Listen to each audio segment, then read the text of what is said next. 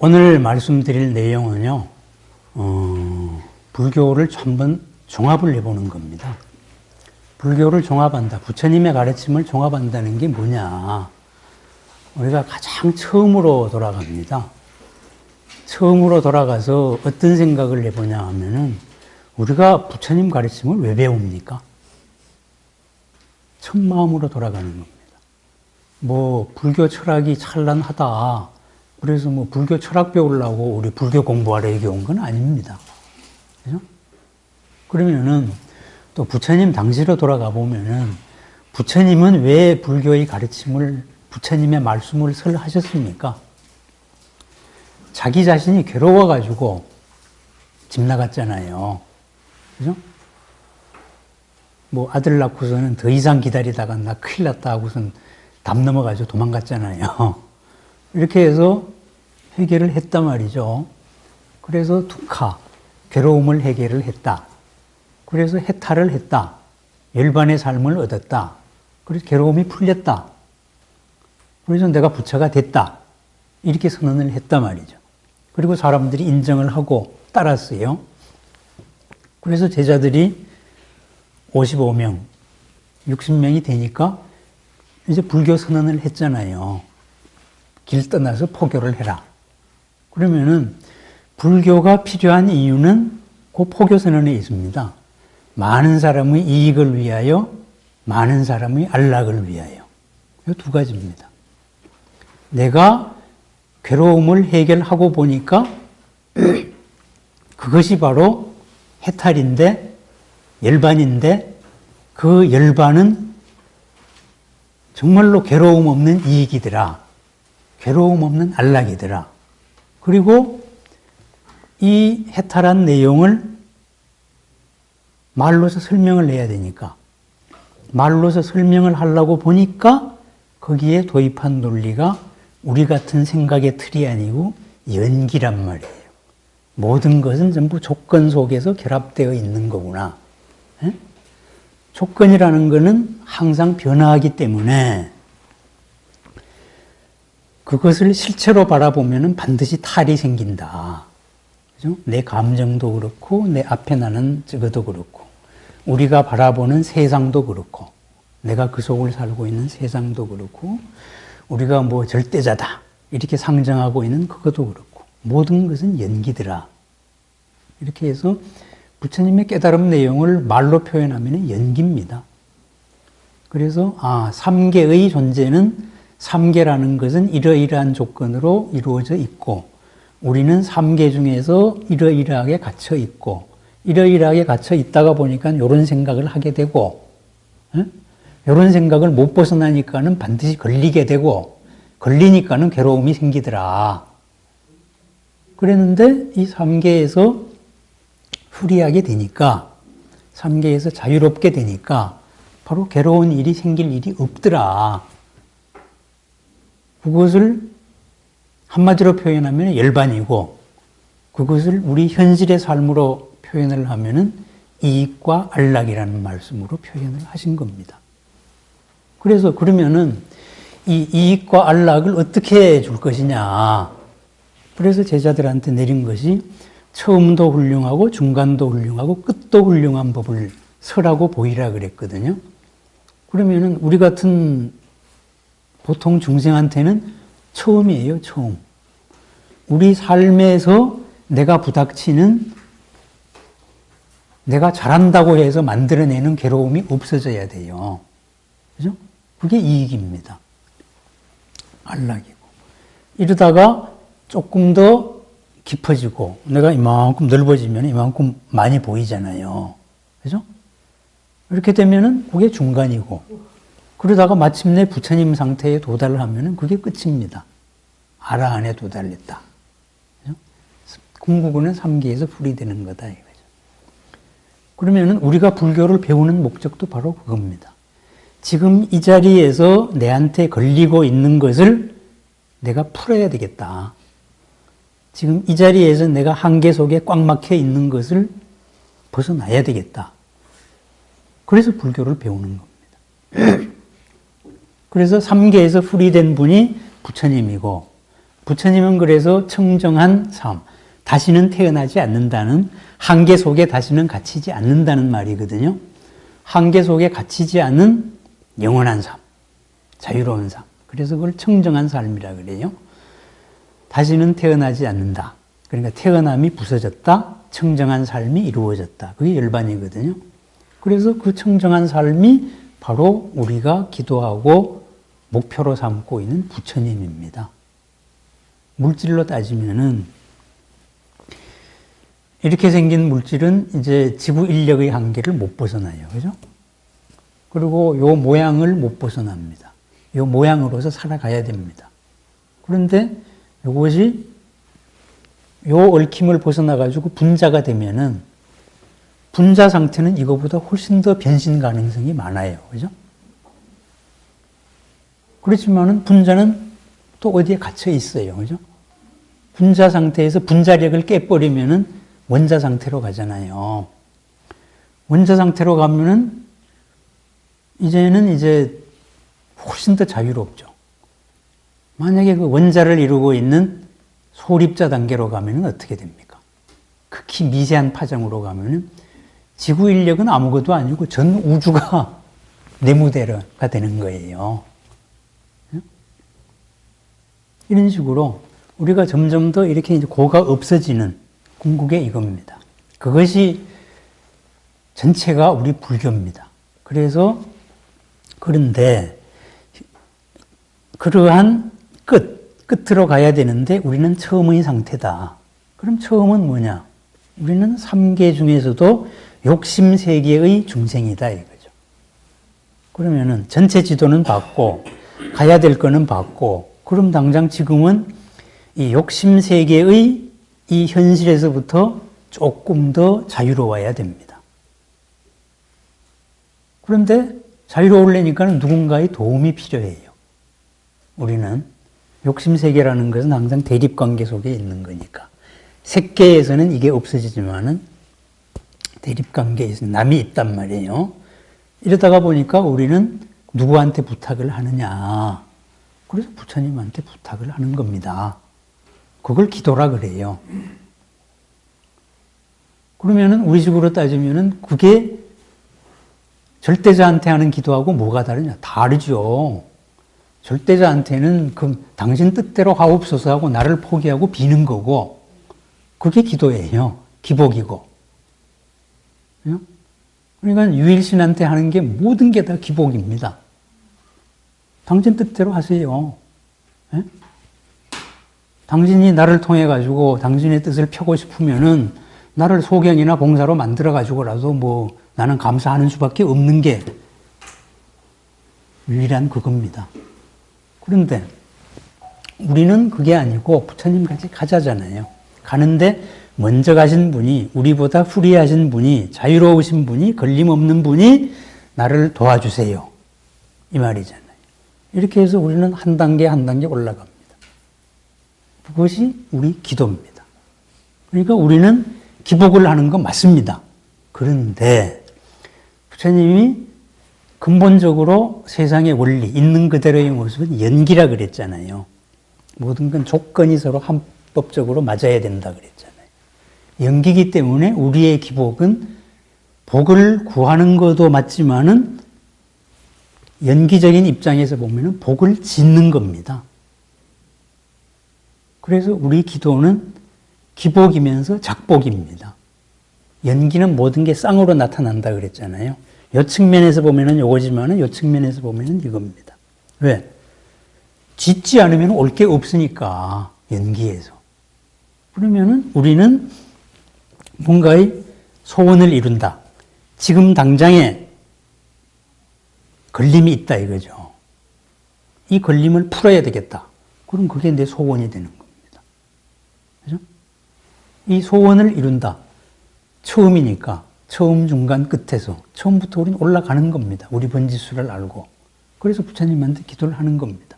그러면 어떻게 됩니까?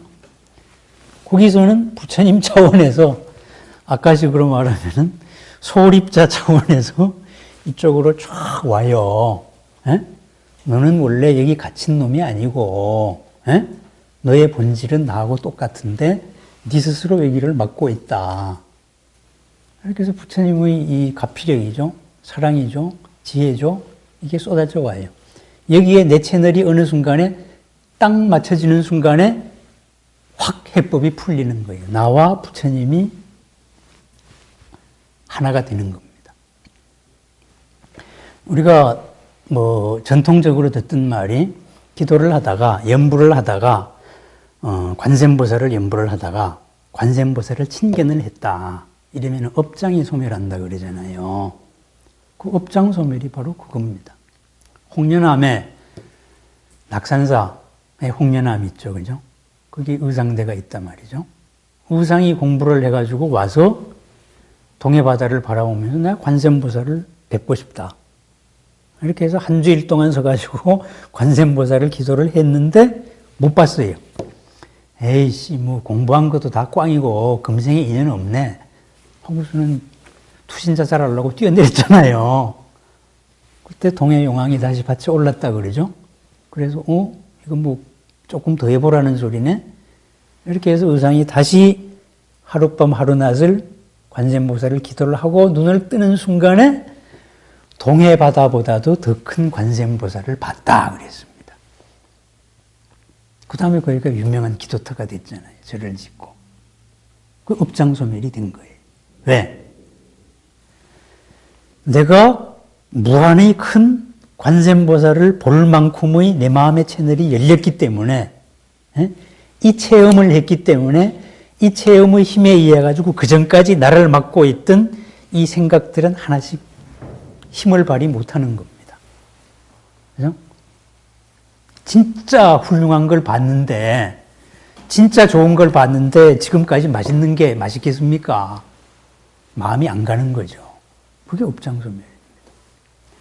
그래서 기도의 방법이 바로 수행의 방법입니다. 가장 대표적으로 연불의 원칙. 우리 장엄연불에 보면은 아미타불 시작하기 전에 쭉 외우는 앞선 개송이 있어요. 저번에 한번 소개해드린 대로. 거기에 나오는 방법이 심심상계 옥호강 염염분리 금색상. 마음은 옥터럭 광명에서, 옥호의 광명에서 벗어나지 아니하고 생각은 이 금빛에서 벗어나지 아니한다. 삼매로 들어가는 과정입니다. 아미타불을 연불을 하건 관세음보살을 연불을 하건 구체적인 이 이미지로 쫙 집중해 나갑니다. 그럼 이 방법은 화두 수행의 화두 잡는 거하고도 똑같고, 그 다음에 여러 가지 관법하고도 똑같습니다. 빛에 대한 명상에서도 빛에 대해서 집중을 하는 겁니다. 신장개업이죠. 이게 따로 있는 게 아니고. 그럼 진언수행은 뭡니까? 엄만이반명 그러면 연꽃 위에 핀 딱 구슬 하나. 그래서 모든 생각을 이 구슬에 집중하면서 엄만이반명, 딴 생각이 없는 거예요. 집중입니다. 집중을 했을 때 내 업이 바깥으로 향하는 이 업의 힘이 작용을 못해요.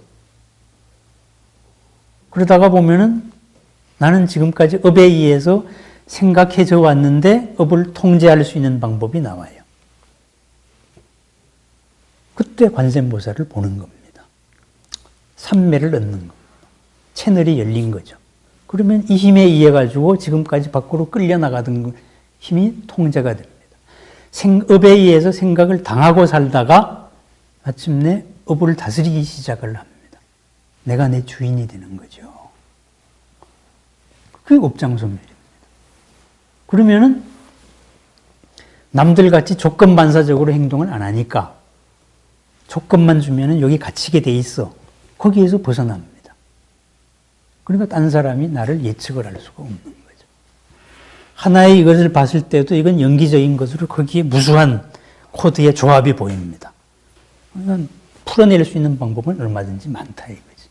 걸리지 않는다 이 말입니다. 그래서 기도가 바로 그런 수행입니다.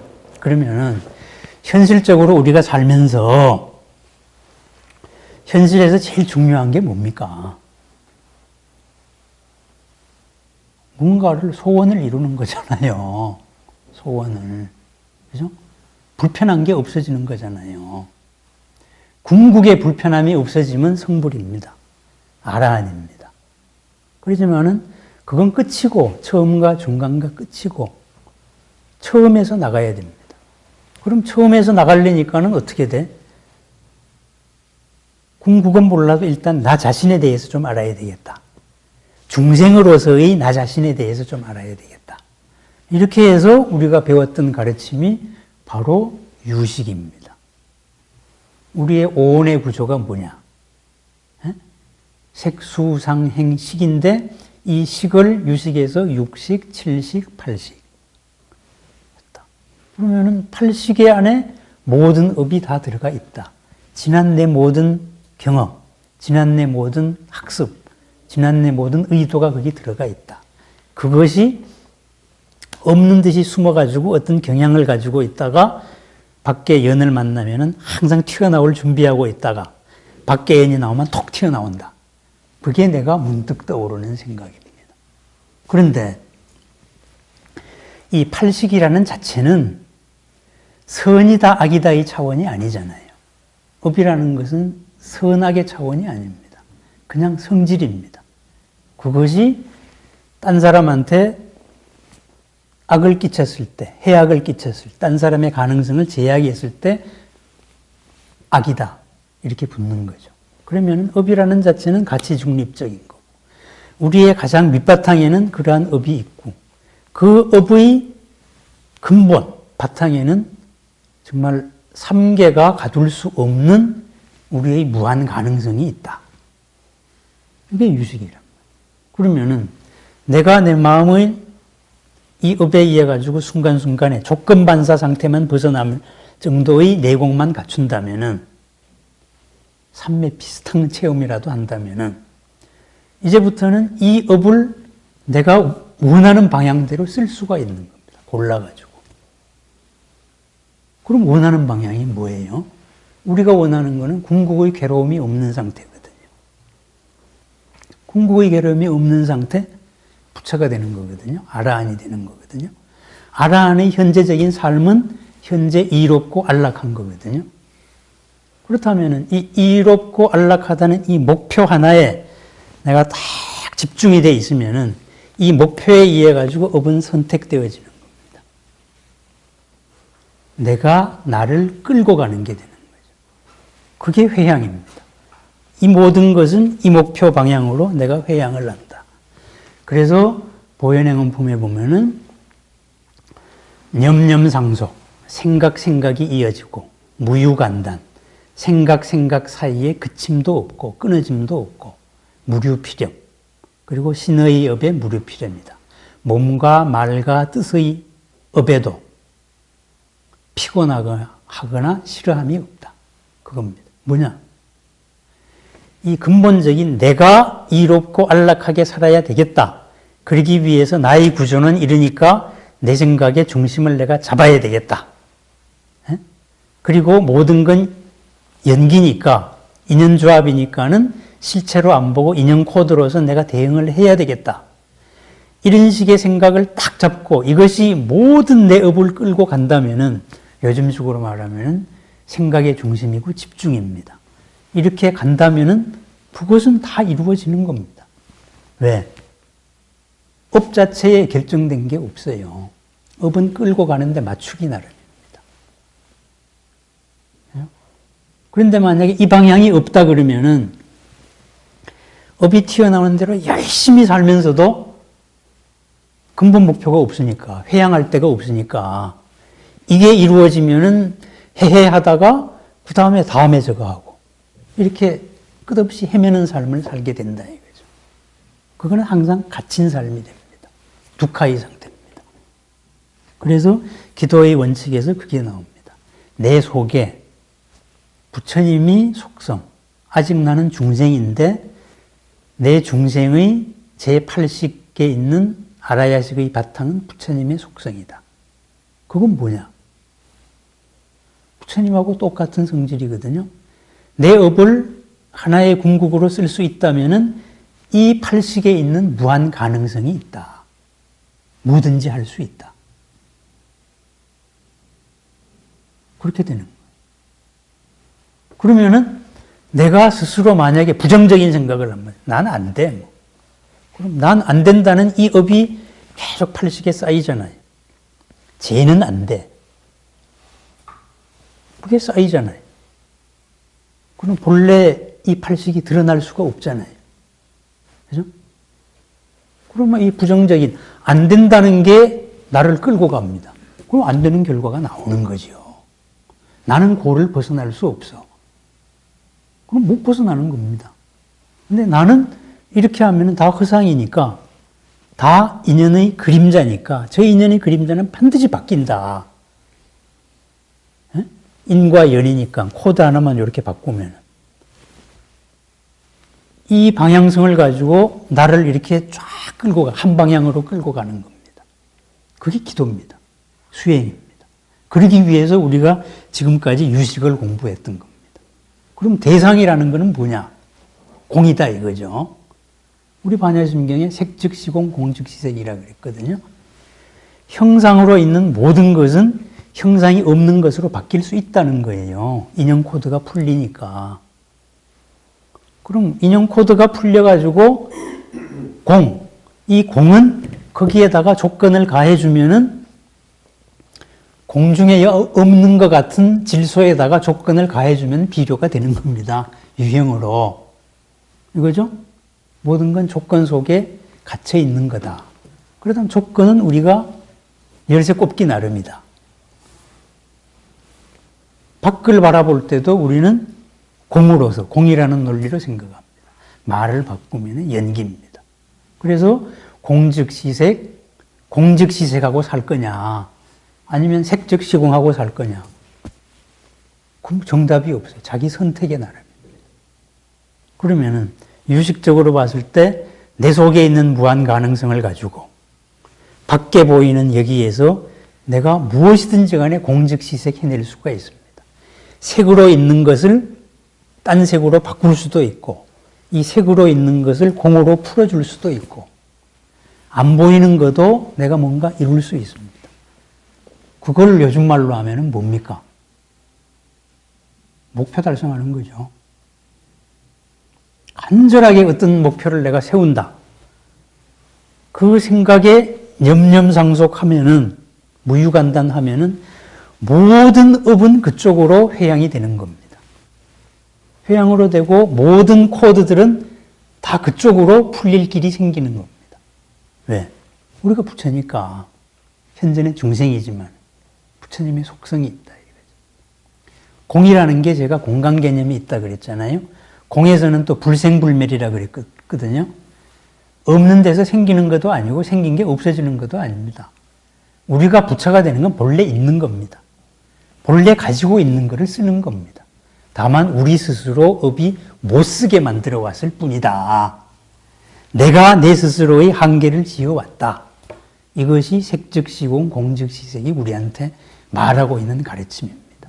이런 식으로 시간이 지금 벌써 5시가 넘어가지고 다음번에 한 번 더 이제 기도, 우리 삶을 중심으로 해가지고 불교 교리를 한번 엮어보겠습니다. 우리가 불교를 배우는 목적이 바로 이르려고 배우는 겁니다. 현실에서 당장 써먹기 위해 가지고. 현실에서 처음에서 이익과 안락을 찾기 위해서 써먹습니다. 무슨 관념 철학하기 위해서 써먹는 게 아닙니다. 그걸 부처님께서 또 원하셨던 겁니다. 너는 이걸로서 무슨 이익을 얻고 무슨 안락을 얻었느냐, 이 말씀입니다. 이제부터 모든 교리들을요, 이렇게 내 삶으로 한번 비춰보십시오. 이걸 내가 어떻게 써먹을 건가. 이렇게. 그거는 뭡니까? 내가 부처가 되어야 되잖아요. 모든 것을 나와 떨어진 관찰자의 시선으로 보는 게 아니고, 내가 어떻게 끌고 갈 거냐는 내 주체의 변수로 보는 겁니다. 주체적인 입장에서 보는 겁니다. 관찰자의 시선은 해도 그만 안 해도 그만. 나의 시선은 그냥 이 목표로 해야 되는 겁니다. 이 목표로. 이 길밖에 없는 겁니다. 그러기 위해서 우린 불교를 배웠습니다. 그래서 이런 내용으로 나도 다스리고 부처님께 빌고, 부처님 밑에 보살들이 있고 우리 같은 중생으로 신중들이 있단 말이죠. 동지, 우리 좀 도와줍시다. 같이 갑시다. 이게 신중기도입니다. 예, 감사합니다. 예.